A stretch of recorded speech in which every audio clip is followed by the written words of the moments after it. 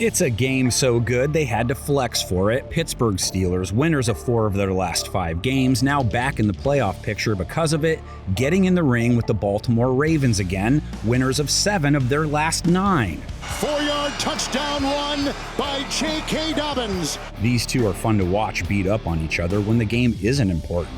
Grab the popcorn then, because this one is to both teams. And appropriately enough, it appears we will be settling in for a good old-fashioned defensive slobber knocker. Steelers have held their opponents to 17 or fewer points 5 games in a row. Big fella was there once again to bring him down. Ravens, only one team has managed more than 14 against them in their last 7. And they rush, they have bad intentions. They could keep that run alive, being Pittsburgh's offense is 29th in scoring, spent 3 of the 4 quarters last week with just 3 points, and they were not facing a good defense. Picked off by Perriman. Pittsburgh's primary running back, Najee Harris, is under 4 yards per carry for the year. Thanks, O-line. Ravens defense holding backs to 3.8 a run.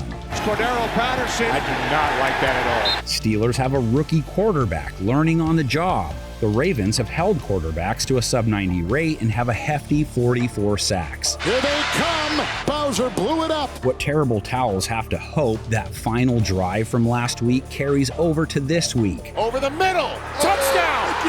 George Pickens! Kenny Pickett wasn't all bad versus Las Vegas, and his play has been better the second half of the year. He used all 3 types of pass catcher in Week 16, 5+ targets to wide receivers George Pickens and Deontay Johnson. Almost an interception. Instead, it's a big gain by Deontay Johnson. 5+ targets to Harris out of the backfield and to tight end Pat Freiermuth.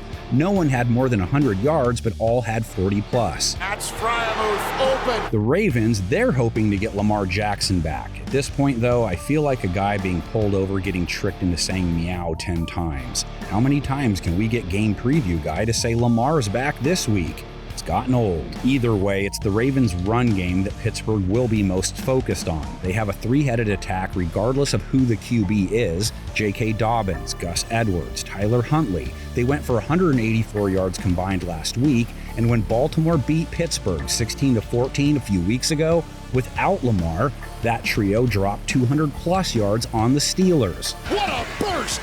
44 yards by Dobbins! Pittsburgh will point to the fact that since that loss, they've shored some things up along the ground. Last 2 games, they've locked up opposing backs, held Josh Jacobs to 2.9 yards per carry last week. Hands off to Jacobs, and he's taken down by T.J.